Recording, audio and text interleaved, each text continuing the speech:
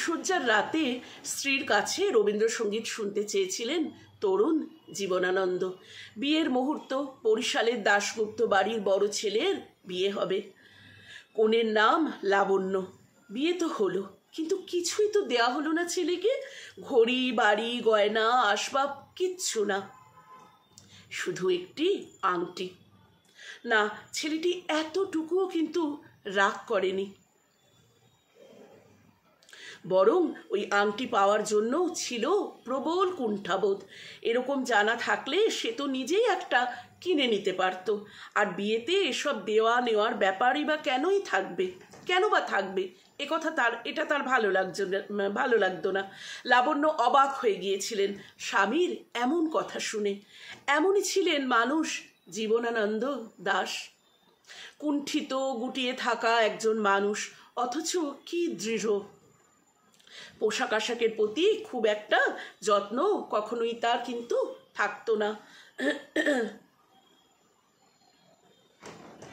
পরতেন মিলের মোটা ধুতি। একবার একটা ভালো ধুতি কিনে এনেছিলেন স্ত্রী লাবণ্য দাস। কথায় কথায় বলেছিলেন, একটু ফিটফাট হয়ে সাজগোজ করে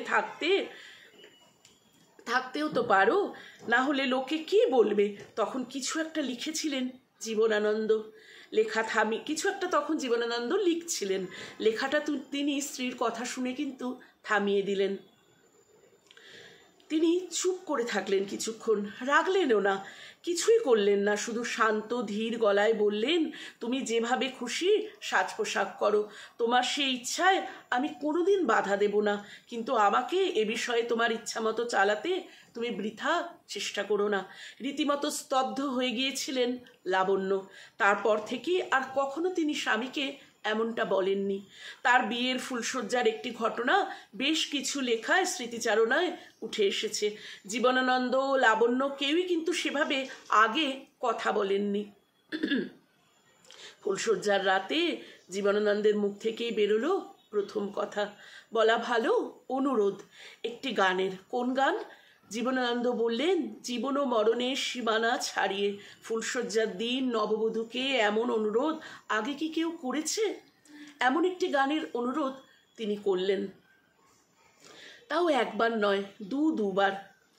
অনেক পরে লাবণ্য এর কারণ জিজ্ঞাসা করায় জীবনানন্দ দেখিয়ে দিয়েছিলেন গানটির দুটো লাইন।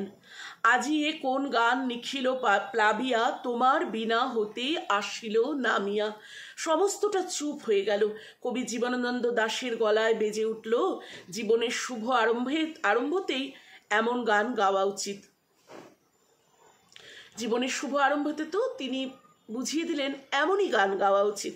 অন্যের ব্যক্তিগত ইচ্ছা অনিচ্ছায় কখনো তিনি মাথা গলাতেন না। তার সামনে কেউ সেটা করুক তেমনটাও কিন্তু তিনি চাইতেন না।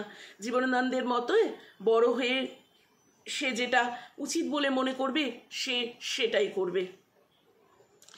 যেটা উচিত বলে মনে করবে উনি মনে করতেন সে সেটাই করবে। কারো তাতে বাধা দেওয়া কিন্তু ঠিক নয়। লাবণ্য দাস একসময় জড়িয়ে পড়েছিলেন স্বাধীনতার আন্দোলনে।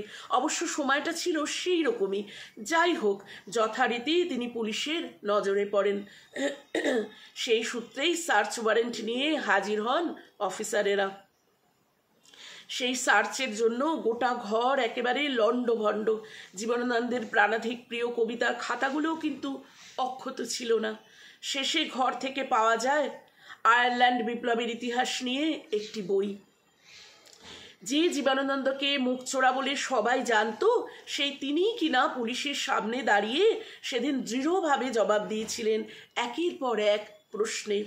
বইটি যে বিএ ক্লাসের ইতিহাসের রেফারেন্স বই, সেই কথাটি তিনি বারবার বলছিলেন। পরে অন্যরা লাবণ্যের প্রতি বিরক্ত হলেও জীবনানন্দ কিন্তু কখনো বিরক্ত হননি, বরং দেশের স্বাধীনতার জন্য চিন্তা করেন বলে অত্যন্ত গর্ব হয়েছিল তার।